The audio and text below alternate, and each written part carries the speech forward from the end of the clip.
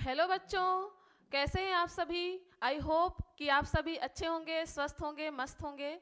आप सभी का स्वागत है इंस्पायर एकेडमी बालाघाट में। ठीक है बच्चों, लास्ट लेक्चर में हम लोगों ने क्रेब्स साइकिल कंप्लीट किया था और देखा था कि हमको कितने अमाउंट क्या प्राप्त हो रहा है, एनर्जी प्राप्त हो रही है। और क्या देखे थे हमने कि हमको कार्बन डाइऑक्साइड के कितने मॉलिक्यूल मिल रहे हैं। ठीक है, आज हम लोग जो बेटा NADP हमारा बना था, NADPH2, और क्या बना था, FADH2 बना हुआ था। तो उसमें जो इलेक्ट्रॉन है वो कैसे वाटर मॉलिक्यूल बनाते हैं और कैसे ट्रांसपोर्ट होते हैं, उसके बारे में आज हम लोग पढ़ने वाले हैं। तो आज हम लोग स्टार्ट करने वाले हैं क्या, इलेक्ट्रॉन का ट्रांसपोर्टेशन, जिसको बोला जाता है क्या, इलेक्ट्रॉन ट्रांसपोर्ट सिस्टम। हमारा थर्ड स्टेप है हमारा किसका, रेस्पिरेशन का थर्ड स्टेप है इलेक्ट्रॉन ट्रांसपोर्ट सिस्टम, जो आज हम लोग देखने वाले हैं, इलेक्ट्रॉन ट्रांसपोर्ट सिस्टम। ठीक है, तो एक बार हम लोग रिवीजन कर लेते हैं किसका, जो रेस्पिरेशन था हमारा। हम लोग जो रेस्पिरेशन पढ़ रहे हैं, respiration in higher plant, respiration में बेटा पहला हमारा स्टेप था क्या, ग्लाइकोलिसिस। क्या था, ग्लाइकोलिसिस। और दूसरा था हमारा क्या, दूसरा क्रेब साइकिल। दूसरा क्या था बेटा, क्रेब साइकिल। एक सेकेंड बेटा, इसमें कंफ्यूज नहीं होना है, सी या के दोनों लिख सकते हैं ना, क्रेब्स साइकिल। तीसरा क्या है, तीसरा हमने देखे थे क्या, electron transport system, electron transport system. Clear है। अब बात करते हैं ग्लाइकोलिसिस में हमने क्या देखे थे। ग्लाइकोलिसिस में हमने देखे थे बेटा, जो ग्लूकोज था, क्या, ग्लूकोज क्या किया था, पायरुविक एसिड किसमें चेंज हुआ था बेटा, पायरुविक एसिड में ये चेंज हुआ था। 6 कार्बन वाले जो मॉलिक्यूल थे वो काय में चेंज हो गए थे, 3 कार्बन वाले मॉलिक्यूल में चेंज हो गए थे। और पायरुविक एसिड कितना बना था, 2 मॉलिक्यूल बने थे किसके, पायरुविक एसिड के, यही हुआ था। और क्या हुआ था इसमें क्या हुआ था बेटा, क्या हुआ था, 2NADH2, ये बनी थी एनर्जी। और क्या बनी थी, 2ATP एनर्जी ये हमको मिली थी। और हमने देखे थे कि ग्लाइकोलिसिस साइकिल में चूंकि ऑक्सीजन का यूज नहीं होता, इसलिए कार्बन डाइऑक्साइड भी रिलीज नहीं होती है। ठीक है, ये चीज देखे थे हमने, ऑक्सीजन यूज नहीं होता है इसलिए कार्बन डाइऑक्साइड भी रिलीज नहीं होती है। फिर हमने देखा क्या, क्रेब साइकिल में हमने क्या देखा था कि जो पायरुविक एसिड है बेटा, पायरुविक एसिड पहले चेंज होता है किसमें, पायरुविक एसिड चेंज हुआ किसमें, एसिटिल कोएंजाइम में। किसमें चेंज हुआ, एसिटिल को एंजाइम में। और इसमें क्या नहीं मिले थे हमको, NAD से NADH2 बना था। और क्या हुआ था बेटा, इसमें CO2 रिलीज हुई थी। एसिटिल कोएंजाइम आगे चल के किसमें चेंज हो गया था, एसिटिल कोएंजाइम फिर आगे चल के क्या बना लिया था बेटा, कार्बन डाइऑक्साइड गैस इसमें से रिलीज हुई थी, पूरी तरीके से ब्रेकडाउन हो गया था। और कार्बन डाइऑक्साइड गैस के साथ साथ में हमको क्या मिला था, इसमें कितने मॉलिक्यूल थे NAD के, 3। ठीक है, कितने थे, 3 नहीं, कितने थे बेटा,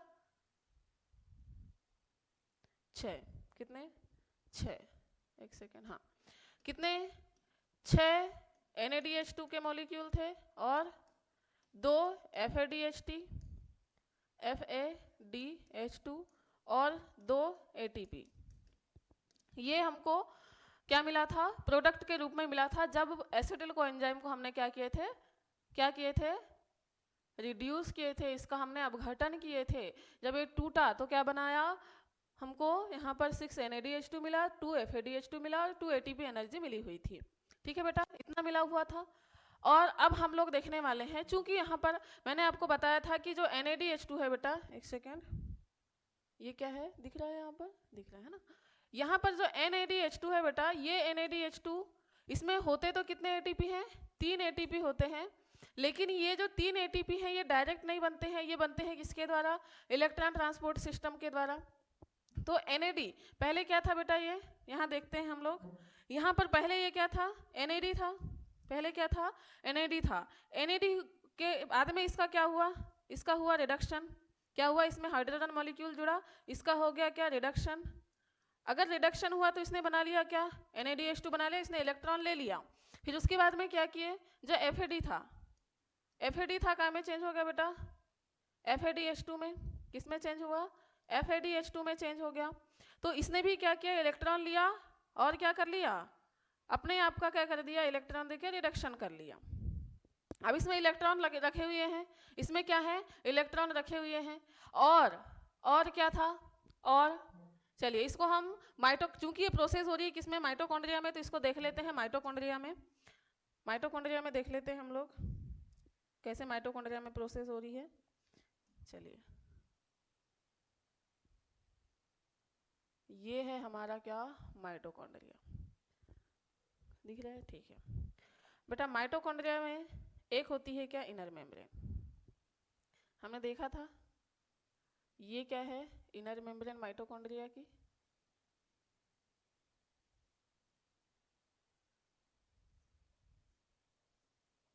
ये क्या है, माइटोकॉन्ड्रिया की इनर मेम्ब्रेन है। और इस मेम्ब्रेन में क्या भरा हुआ है, बहुत सारा क्या भरा हुआ है, क्या भरा हुआ है, जल्दी से कमेंट करके बताओ कि ये जो माइटोकॉन्ड्रिया के अंदर लिक्विड भरा होता है इसको क्या कहा जाता है, जल्दी से कमेंट करके बताइए क्या कहा जाता है, ये जो माइटोकॉन्ड्रिया के अंदर लिक्विड भरा होता है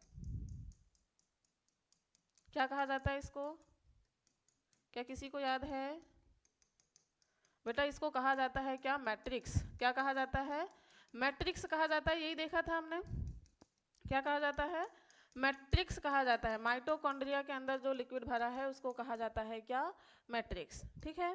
तो ये क्या है, मैट्रिक्स है, क्या है ये, अंदर भरा हुआ ये मैट्रिक्स है।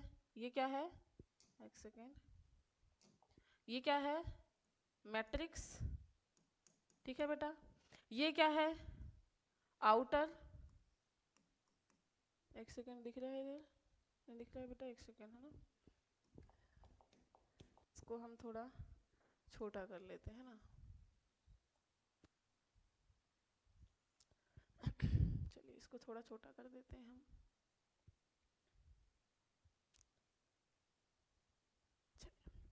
तो ये हो गया, अब देखते हैं, दिख रहा है ना। चलिए तो ये क्या है बेटा, ये माइटोकॉन्ड्रिया है, डबल लेयर मेम्ब्रेन होती है। ये माइटोकॉन्ड्रिया में कितनी होती है, डबल लेयर मेम्ब्रेन होती है। डबल लेयर मेम्ब्रेन में ये वाला भाग जो है वो क्या कहलाता है, आउटर। ये क्या कहला रहा था, हमने देखा था, outer mitochondrial membrane, outer mitochondrial membrane, ठीक है। और दूसरी जो अंदर वाली मेम्ब्रेन है इसको कहा जाता है क्या, इनर माइटोकॉन्ड्रियल मेम्ब्रेन, क्लियर है, इनर माइटोकॉन्ड्रियल मेम्ब्रेन। बेटा ये जो आउटर माइटोकॉन्ड्रियल मेम्ब्रेन है और क्या इनर माइटोकॉन्ड्रियल मेम्ब्रेन है, इनके बीच में भी थोड़ा सा क्या भरा होता है, लिक्विड भरा होता है। क्या भरा होता है, इनके बीच में भी लिक्विड भरा होता है। यहाँ पर भी थोड़ा सा लिक्विड होता है, ऐसा लिक्विड भरा होता है। और ये जो स्पेस है बेटा, इस स्पेस को कहा जाता है क्या, इंटर माइटोकॉन्ड्रियल स्पेस। क्या कहा जाता है इसको, इंटर माइटोकॉन्ड्रियल माइटोकॉन्ड्रियल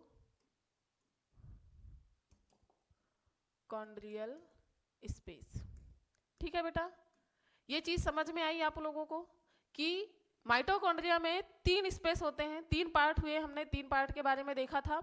और हमने देखा कि यहाँ पर जो माइटोकॉन्ड्रिया का मैट्रिक्स है इसमें क्या हो रहा था, क्रेब साइकिल कंप्लीट हो रहा था। क्या हो रहा था, क्रेब साइकिल कंप्लीट हो रहा था। क्रेब साइकिल में क्या क्या बन रहे थे, NAD बन रहा था, क्या बन रहा था, NADH2 बन रहा था। और क्या बना था इसी में, FADH2 बना था, ठीक है। उसके अलावा ATP के रूप में भी हमको एनर्जी मिली थी। लेकिन ATP में फॉस्फेट मॉलिक्यूल जुड़ के उसका फॉस्फोराइलेशन हुआ था। इसमें क्या किया इन्होंने, अपना क्या किया है, अपचयन किया हुआ है। क्या किया हुआ है, अपना अपचयन किया हुआ है, इसने इलेक्ट्रॉन अपने अंदर लिया हुआ है। तो इसने क्या किया, अब इलेक्ट्रॉन लिया है तो ये इलेक्ट्रॉन देगा। तो बेटा क्या होता है, जो माइटोकॉन्ड्रिया की जो ये वाली मेम्ब्रेन है, माइटोकॉन्ड्रिया की जो इनर मेम्ब्रेन है बेटा, इस इनर मेम्ब्रेन में क्या पाए जाते हैं, इलेक्ट्रॉन को लेने के लिए इलेक्ट्रॉन ट्रांसपोर्ट चेन पाई जाती है। क्या पाई जाती है यहाँ पर, इलेक्ट्रॉन ट्रांसपोर्ट चेन पाई जाती है। क्या पाई जाती है? इलेक्ट्रॉन ट्रांसपोर्ट चेन पाई जाती है। अब चूंकि यहाँ पर एक प्रकार की चेन पाई जाती है जिसमें ये इलेक्ट्रॉन को क्या करता है, अपने अंदर लेता है। अब अंदर लिया है, इलेक्ट्रॉन को लेगा, इलेक्ट्रॉन को ट्रांसपोर्ट करेगा, इलेक्ट्रॉन को ट्रांसफर करेगा। इलेक्ट्रॉन को जब ट्रांसफर करेगा तो वो इलेक्ट्रॉन आगे चल के, अब इलेक्ट्रॉन सोचिए आप, इलेक्ट्रॉन को कैसे ट्रांसफर करेगा। यहाँ पर क्या था? FADH2 था। क्या था? FADH2 था। इसमें से इलेक्ट्रॉन निकलेंगे। क्या निकलेंगे? इलेक्ट्रॉन निकलेंगे। इलेक्ट्रॉन निकलेंगे तो क्या निकलेगी? हाइड्रोजन गैस भी निकलेगी। क्या निकलेगी? हाइड्रोजन गैस भी निकलेगी। एक सेकेंड,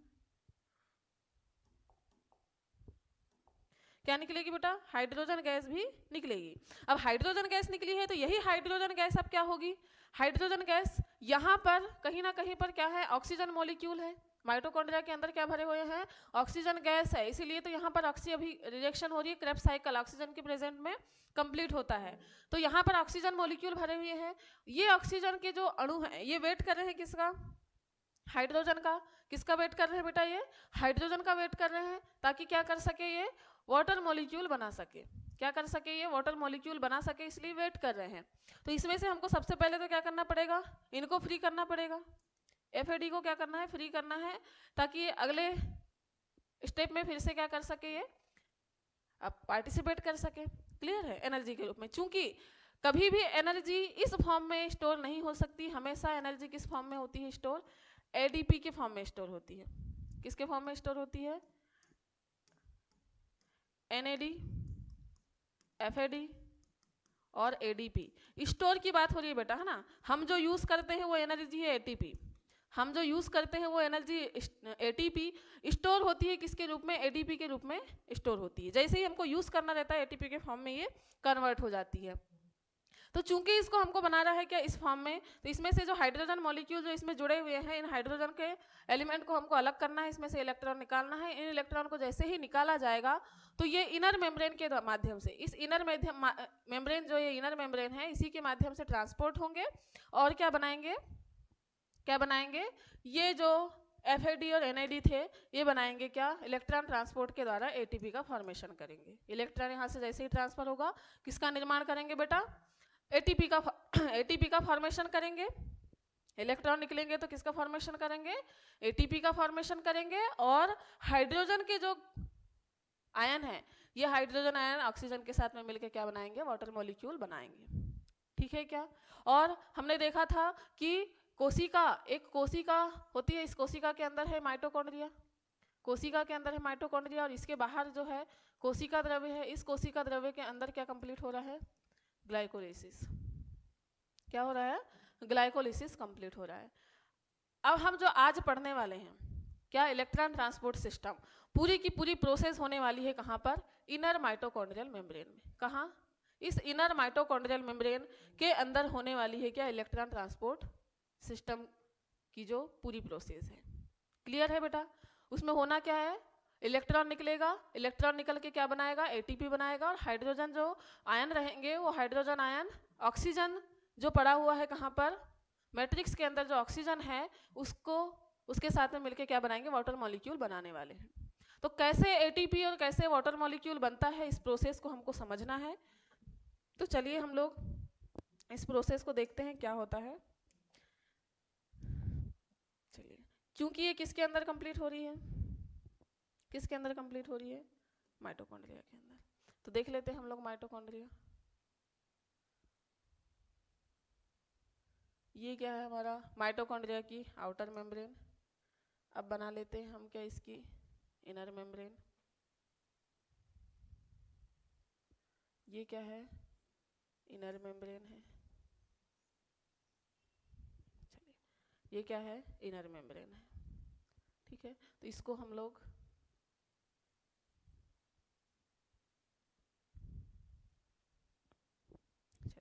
अब इसमें क्या होगा? इनर मेम्ब्रेन बना लेते हैं इस टाइप से। ये हो गया।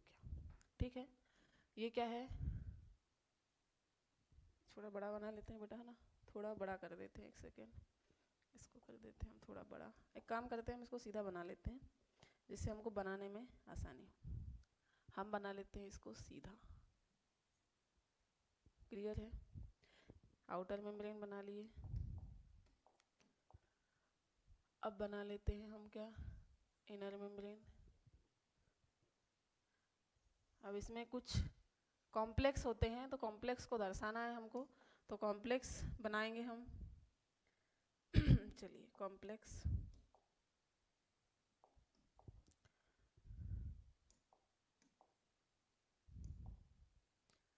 यहाँ पर होते हैं बेटा कितने कॉम्प्लेक्स, 4 कॉम्प्लेक्स। तो 4 कॉम्प्लेक्स हम लोग बना लेते हैं। 4 कॉम्प्लेक्स बनाते हैं हम लोग।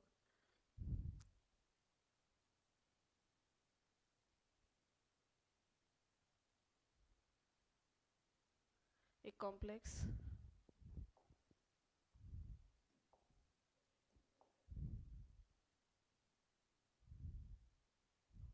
दूसरा कॉम्प्लेक्स हम लोग देखते हैं।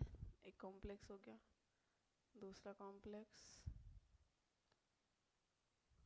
ठीक है, दूसरा कॉम्प्लेक्स। अब बेटा इसके हमको चूंकि कितने कॉम्प्लेक्स देखना है, कितने कॉम्प्लेक्स देखना है हमको, 4 कॉम्प्लेक्स। तो किस टाइप से होते हैं ये 4 कॉम्प्लेक्स और इसमें होता क्या है ये देख लेंगे हम। ये हो गया 3rd कॉम्प्लेक्स हमारा, और हम देख लेते हैं 4th कॉम्प्लेक्स। क्या देखते हैं हम लोग, 4th कॉम्प्लेक्स।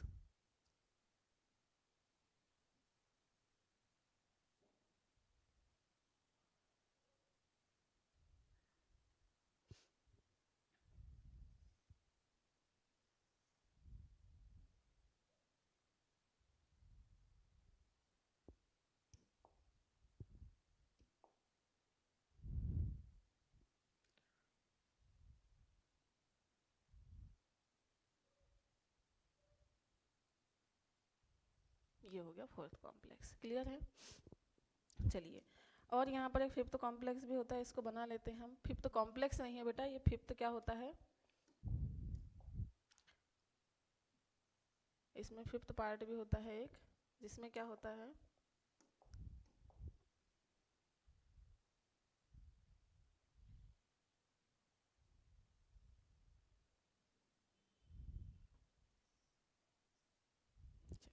F0 और F1 पार्टिकल होते हैं। क्या होते हैं, F0 एंड F1 पार्टिकल होते हैं इसमें।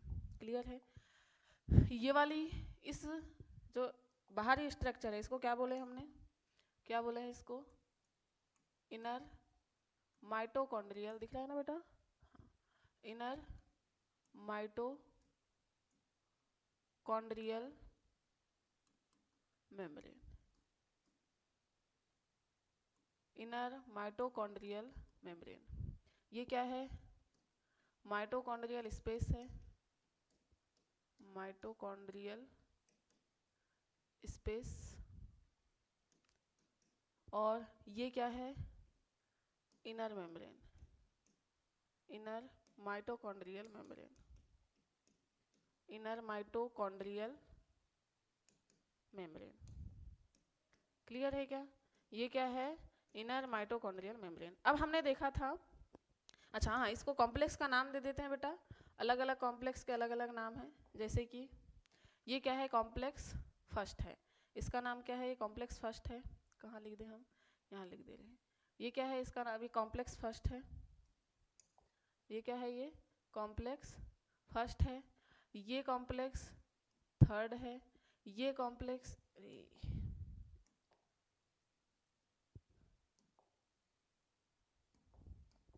ये कॉम्प्लेक्स 2nd है, और ये कॉम्प्लेक्स 4th है। ठीक है, और ये क्या है, F0 particle and F1 particle. Clear है? अब ये जो कॉम्प्लेक्स है, इन कॉम्प्लेक्स में प्रोसेस कैसे होती है, यहाँ पर क्या होता है बेटा, चूंकि यहाँ पर क्या भरा हुआ है, पूरा ये मैट्रिक्स है, हमने देखा था अभी इनर माइटोकॉन्ड्रियल मेम्ब्रेन के नीचे क्या भरा होता है, मैट्रिक्स। ये नीचे क्या है बेटा, मैट्रिक्स है, ये क्या है, मैट्रिक्स है। अब हमने देखा था इसी मैट्रिक्स में क्या थे, NADH2 और क्या थे, FADH2। अब इनमें से हमको क्या करना है, इसका ऑक्सीडेशन करना है, इसका क्या करना है बेटा, ऑक्सीडेशन करना है, इसमें से इलेक्ट्रॉन हमको निकालना है। तो सबसे पहले हम लोग करते हैं किसका, NADH2 का ऑक्सीडेशन। तो कॉम्प्लेक्स जो फर्स्ट है इसका नाम है बेटा क्या, NADH2 dehydrogenase, NADH2 dehydrogenase, dehydrogenase इस कॉम्प्लेक्स का नाम है। क्या नाम है, क्या नाम है, एक बार रिवाइज करेंगे, NADH2 dehydrogenase, NADH dehydrogenase, NADH dehydrogenase बोल सकते हैं इसको।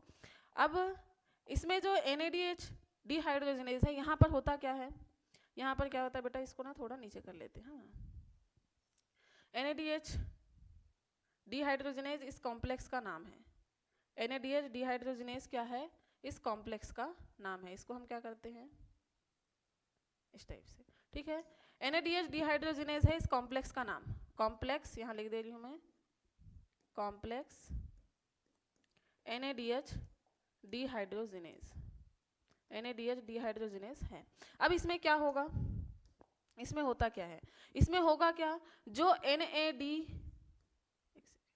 क्या था, NADH2 इस फॉर्म में एनर्जी निकली थी बेटा, इस फॉर्म में क्या हुई थी, एनर्जी निकली थी। अब ये कन्वर्ट हो जाएगी किसमें, किसमें कन्वर्ट हो जाएगी, किसमें कन्वर्ट हो जाएगी, NAD में। किसमें कन्वर्ट हो जाएगी, NAD में कन्वर्ट हो जाएगी। अब NAD में कन्वर्ट हुई बेटा तो इसमें से क्या निकल गए, हाइड्रोजन निकल गए। इसमें से क्या निकल गए, हाइड्रोजन निकल गए, हाइड्रोजन आयन निकले।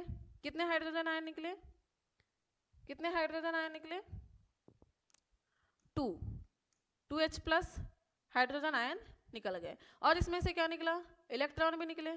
क्या निकले, इलेक्ट्रॉन भी निकले। अब देखिए इलेक्ट्रॉन निकले, अंदर गए, क्या है ये, इलेक्ट्रॉन। इलेक्ट्रॉन भी निकले क्योंकि ये इसमें धनात्मक आयन हो गया ना, क्या हो गया, वो पॉजिटिव बन गया। अब ये जो इलेक्ट्रॉन निकले हैं, इस इलेक्ट्रॉन को लेने के लिए यहाँ पर क्या बैठे हुए हैं बेटा, यहाँ पर बैठा हुआ है कौन, FMN। क्या बैठा हुआ है, FMN। ये इलेक्ट्रॉन लेगा, FMN का फुल फॉर्म लिख लेते हैं हम यहाँ पर, FMN का फुल फॉर्म, FMN इसको बोला जाता है क्या, दिख रहा है ना, चलिए, flavin mono nucleotide, flavin mono nucleotide. ये बेटा यहाँ पर FMN है, FMN इलेक्ट्रॉन लेगा, FMN इलेक्ट्रॉन लेगा और किसको ट्रांसफर करेगा, FES को ट्रांसफर कर दिया। किसको ट्रांसफर कर दिया, FES को इसने इलेक्ट्रॉन ट्रांसफर कर दिया। तो फर्स्ट जो कॉम्प्लेक्स है हमारा, जो फर्स्ट कॉम्प्लेक्स है, फर्स्ट कॉम्प्लेक्स में क्या हुआ, NADH2 जो निकला, NADH2 में से हाइड्रोजन आयन अलग हो गए, हाइड्रोजन आयन के रूप में अलग हुआ, और उसने इलेक्ट्रॉन, क्योंकि उसके पास में इलेक्ट्रॉन थे, H प्लस था, मतलब 2H प्लस थे, 2H थे, इसमें H2 था। अब इसने क्या किया, 2 इलेक्ट्रॉन ट्रांसफर कर दिया, H2 था तो क्या कर दिया उसने, 2 इलेक्ट्रॉन दे दिया, तो वो क्या बन गया बेटा, H प्लस आयन बन गया, क्योंकि उसने इलेक्ट्रॉन दे दिया है। तो क्या बन गया, H प्लस आयन बन गया, H प्लस आयन के रूप में बाहर निकल गया। इलेक्ट्रॉन क्या हो गया, FMN। ये क्या है, एक तरीके से ट्रांसपोर्ट करने के लिए क्या है, ये कारक है। ट्रांसपोर्ट करने के लिए क्या है, ये कारक है कि ट्रांसपोर्ट हम इनके द्वारा करने वाले हैं ट्रांसपोर्ट, ठीक है। तो FMN ने लिया इलेक्ट्रॉन, इलेक्ट्रॉन FMN से कहाँ ट्रांसफर हो गया बेटा, कहाँ ट्रांसफर हो गया, FES के पास में ट्रांसफर हो गया। क्लियर है क्या, किसके पास ट्रांसफर हुआ, FES के पास में ट्रांसफर हो गया। अब यहाँ पर बात आती है किसकी, किसकी बात आती है, ये तो हुई किसकी, NADH2 की बात। NADH2 से इलेक्ट्रॉन ट्रांसफर हो चुका है। अब बात करते हैं किसकी, FADH2 की। किसकी बात हो रही है यहाँ पर, FADH2 की, और जाएगा सेकेंड कॉम्प्लेक्स में। तो हम लोग यहाँ पर जो FADH2 था बेटा, ये FADH2 काय में चेंज हो जाएगा, FAD में। कैसे में चेंज हो जाएगा, FAD में।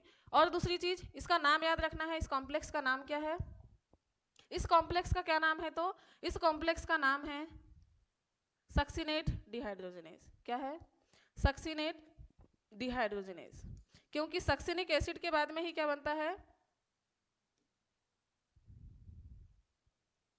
सक्सिनिक एसिड के बाद में ही क्या बनता है बेटा, FAD बनता है। इसलिए इसको बोला गया सक्सिनेट डिहाइड्रोजिनेज। ये कॉम्प्लेक्स का नाम है, complex succinate dehydrogenase complex, succinate dehydrogenase complex. Clear है? यह है सक्सिनेट डीहाइड्रोजिनेज कॉम्प्लेक्स। इसमें क्या हो रहा है, FAD जो क्या था, FAD था, ये FAD किस में चेंज हो रहा है, FADH2 जो है वो किस में चेंज हो रहा है, FAD में चेंज हो रहा है। अब FADH2 FAD में चेंज हुआ तो इसने हाइड्रोजन मॉलिक्यूल क्या कर दिया, रिलीज कर दिया, हाइड्रोजन आयन के रूप में रिलीज कर दिया। और क्या हुआ, इसमें से क्या निकल गए, इलेक्ट्रॉन निकल गए। क्या निकले, क्या निकले, इलेक्ट्रॉन निकल गए। अब ये जो इलेक्ट्रॉन है, यहाँ पर इलेक्ट्रॉन लेने के लिए कौन है, FES। ये क्या है, FES है, इलेक्ट्रॉन एक्सेप्ट करने के लिए कारक है, इलेक्ट्रॉन ट्रांसफर करने के लिए कारक है। कौन है, FES कारक है, किसमें, सेकेंड कॉम्प्लेक्स में। किसमें, सेकेंड कॉम्प्लेक्स में। अब क्या होगा, यहां से हमने क्या कर दिया, पूरा का पूरा जो NAD था, NAD से इलेक्ट्रॉन ट्रांसफर करवा दिए, और FAD था, FAD से इलेक्ट्रॉन को ट्रांसपोर्ट करवा दिए हैं। हमने कहाँ भिजा दिए हैं, इनर मेम्ब्रेन में भिजा दिए हैं। अब इनर मेम्ब्रेन में क्या होगा, इनर मेम्ब्रेन में क्या प्रोसेस होती है, चलिए देखते हैं इनर मेम्ब्रेन में क्या होगा। इसमें जो इलेक्ट्रॉन है, इसमें जो इलेक्ट्रॉन है वो अब आएंगे किसमें, थर्ड वाले, किसमें, थर्ड वाले कॉम्प्लेक्स में। इस थर्ड कॉम्प्लेक्स का नाम क्या है बेटा, BC1 कॉम्प्लेक्स। क्या है, कॉम्प्लेक्स BC1, इसका नाम लिख दे। थर्ड कॉम्प्लेक्स का नाम क्या है, कॉम्प्लेक्स BC1। क्या नाम है, कॉम्प्लेक्स BC1 इसका नाम है। अब कॉम्प्लेक्स BC1 में क्या होगा, जो हमने सबसे पहले इसमें इलेक्ट्रॉन आएंगे, किसमें इलेक्ट्रॉन आएंगे, कॉम्प्लेक्स BC1 में। कैसे इलेक्ट्रॉन आएंगे, यहां पर एक एजेंट काम करता है जिसका नाम क्या है, यूबीक्विनोन। यूबीक्विनोन, इसका नाम फुल फॉर्म लिख दे रहे हैं हम यहाँ पर, यूबीक्विनोन, यूबीक्विनोन।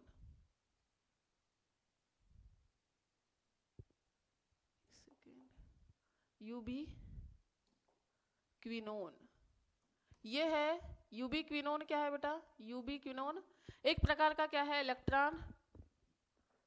Electron oxidising agent.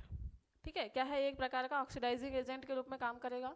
यहाँ पर ये जो यूबीक्विनोन है, इसने क्या किया है, इसने क्या किया है, जो ऑक्सीजन मॉलिक्यूल थे इसको फिर से ले लिया, अपना खुद का क्या कर दिया उसने, रिडक्शन कर दिया, ऑक्सीडाइजिंग एजेंट के रूप में काम कर रहा है, अपना क्या कर दिया इसने, रिडक्शन कर दिया, और इलेक्ट्रॉन को ट्रांसपोर्ट कर रहा है।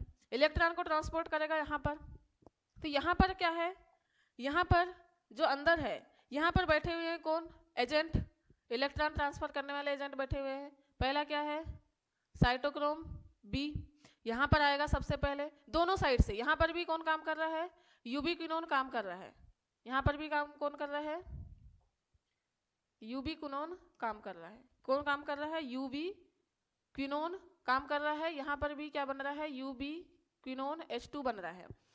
दोनों साइड से जो इलेक्ट्रॉन है बेटा वो कहाँ पर आएंगे, थर्ड कॉम्प्लेक्स में आने वाले हैं। दोनों साइड से इलेक्ट्रॉन कहाँ आने वाले हैं, थर्ड कॉम्प्लेक्स में आने वाले हैं। इस थर्ड कॉम्प्लेक्स में कौन है, साइटोक्रोम। ये क्या है, साइटोक्रोम। क्या है ये, साइटोक्रोम। SYT का फुल फॉर्म होता है क्या, साइटोक्रोम। साइटोक्रोम B में आएंगे, साइटोक्रोम B से कहाँ ट्रांसफर होंगे बेटा, FES में ट्रांसफर होंगे। इसके बाद में ये ट्रांसफर होगा कहाँ, साइटोक्रोम C1। इसीलिए इस कॉम्प्लेक्स का नाम क्या है बेटा, साइटोक्रोम, सॉरी कॉम्प्लेक्स BC1 इसका नाम रखा गया है। आई होप कि आपको क्लियर हो रहा होगा। थोड़ा सा कॉम्प्लेक्स फॉर्म है, लेकिन थोड़ी सी चीजें समझने की कोशिश करिएगा। क्या हुआ था, एक बार फिर से मैं रिवाइज कर रही हूँ। क्या हुआ, जो हमने क्रेब्स साइकिल के द्वारा NADH2 और FADH2 बनाए थे, चूंकि उसने अपना क्या किया था, रिडक्शन कर लिया था। अब हमको उसको क्या करना है, ऑक्सीडाइज करना है, मतलब कि ऑक्सीकरण करना है उसका। ऑक्सीकरण करने के लिए उसको क्या करना पड़ेगा, क्योंकि वो NADH2 के फॉर्म में स्टोर नहीं रह सकता है और ना ही FADH2 के फॉर्म में स्टोर रह सकता है। इसीलिए उसमें से हमको क्या करना है, हाइड्रोजन आयन को बाहर निकालना है। अब हाइड्रोजन आयन को बाहर निकालना है बेटा, तो उसमें से कुछ इलेक्ट्रॉन भी निकलते हैं, और इलेक्ट्रॉन ही आगे चल के क्या बनाने वाले हैं, ATP का फॉर्मेशन करने वाले हैं। तो इसीलिए हमने क्या किया, NADH2 को तोड़ दिए। अब जो इनर मेम्ब्रेन होती है, इनर मेम्ब्रेन में क्या पाए जाते हैं, कुछ कॉम्प्लेक्स फॉर्म पाए जाते हैं। किसकी इनर मेम्ब्रेन है, माइटोकॉन्ड्रिया की इनर मेम्ब्रेन में। ये कॉम्प्लेक्स 4 होते हैं, जिसमें पहला है क्या, NADH डिहाइड्रोजिनेज, दूसरा है सक्सिनेट डिहाइड्रोजिनेज, तीसरा है कॉम्प्लेक्स BC1 क्या है तीसरे कॉम्प्लेक्स का नाम है कॉम्प्लेक्स BC1, ठीक है। और क्या है बेटा, हाँ अब क्या है BC1 पे आ गए। अब हमने देखे क्या कि जो हमारा कॉम्प्लेक्स फर्स्ट है, कॉम्प्लेक्स फर्स्ट का नाम जो हमने दिए हैं NADH डिहाइड्रोजिनेज। ये NADH डिहाइड्रोजिनेज में क्या होगा, इसका हाइड्रोजिनेज कॉम्प्लेक्स में NADH2 का में चेंज हो जाएगा, NAD में चेंज हो जाएगा। इसमें से क्या निकलेंगे, हाइड्रोजन आयन बाहर निकलेंगे, इलेक्ट्रॉन बाहर निकलेंगे। हाइड्रोजन आयन और इलेक्ट्रॉन जो बाहर निकले, इलेक्ट्रॉन FMN से FES तक ट्रांसफर हो जाएंगे और आगे चल के ये कहाँ चले जाएंगे, कॉम्प्लेक्स थर्ड में। यूबिक्विनोन फिर से क्या करेगा, इसको आयंस को ले लेगा तो क्या बनाएगा, UqH2 बना लेगा, क्योंकि ये जो आयन है बेटा, ये जो आयन है, ये जो हाइड्रोजन आयन है, ये भी ट्रांसफर होते हुए चलते हैं। ये इधर जाएंगे, कहाँ पर जाएंगे, इंटर माइटोकॉन्ड्रियल स्पेस में।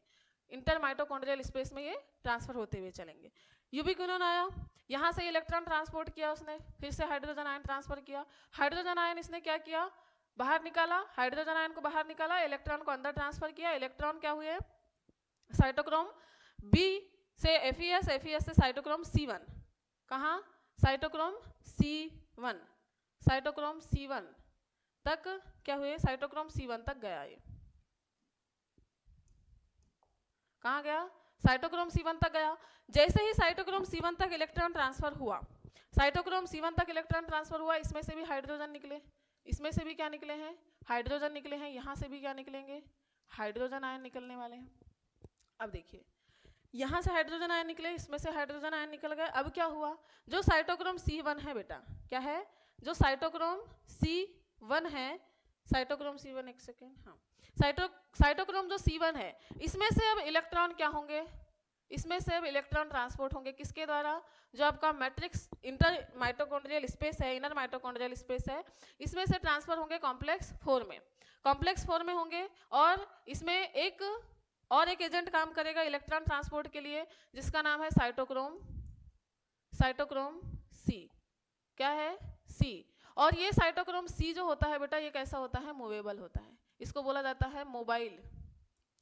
मोबाइल का मतलब होता है जो चलायमान होता है, मोबाइल साइटोक्रोम, साइटोक्रोम ये कैसा होता है, चलायमान होता है, कैसा होता है, चल सकता है, मूव कर सकता है। इसीलिए ये क्या होता है, जो साइटोक्रोम C है, ये क्या काम कर रहा है, थर्ड कॉम्प्लेक्स से फोर्थ कॉम्प्लेक्स में इलेक्ट्रॉन को ट्रांसपोर्ट करने का काम कर रहा है। तो ये इलेक्ट्रॉन ट्रांसपोर्ट करने का काम कौन कर रहा है, साइटोक्रोम C कर रहा है। अब इलेक्ट्रॉन जो ट्रांसपोर्ट हो रहे हैं कहाँ पर, कॉम्प्लेक्स 4 में।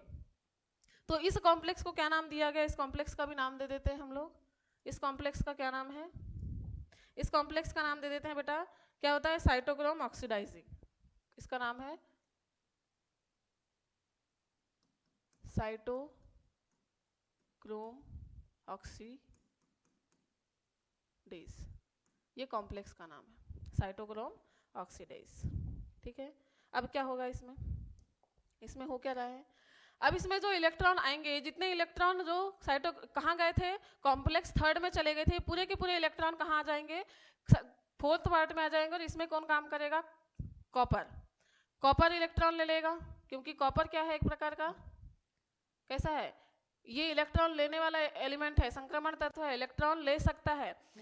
कॉपर A है, कॉपर A ने सब इस इलेक्ट्रॉन को ले लिया। उसके बाद में किसने लिया, साइटोक्रोम A ने लिया। साइटोक्रोम A ने के बाद में ये साइटोक्रोम A3 में पहुंच गया, साइटोक्रोम A3 में पहुंच गया। उसके बाद कहाँ पहुंच गया ये इलेक्ट्रॉन, CuB में। अब इलेक्ट्रॉन क्या कर लिया गया बेटा, इलेक्ट्रॉन क्या कर लिया गया है, CuB तक ट्रांसफर हो गया है। कहाँ तक ट्रांसफर हो गया है, CuB तक ट्रांसफर हो गया है, ठीक है। क्या हो गया है, CuB तक ट्रांसफर हो चुका है। अब यहाँ से हाइड्रोजन आयन भी है, हाइड्रोजन आयन है, ये हाइड्रोजन आयन क्या होंगे, इस F0 F1 वाले पार्ट से अंदर आएंगे, F0 F1 वाले पार्ट से अंदर आएंगे। यहाँ पर जो इलेक्ट्रॉन निकले हैं, यहाँ पर जो इलेक्ट्रॉन हैं, ये क्या काम करने वाले हैं, जो इलेक्ट्रॉन हैं ये इलेक्ट्रॉन ट्रांसपोर्ट होंगे, यहाँ से आ रहे हैं ये इलेक्ट्रॉन, ये आ रहे हैं, और क्या करेंगे, इलेक्ट्रॉन आएंगे, ये इलेक्ट्रॉन है, ये क्या करेंगे, ADP प्लस क्या, इनऑर्गेनिक फॉस्फेट, इनऑर्गेनिक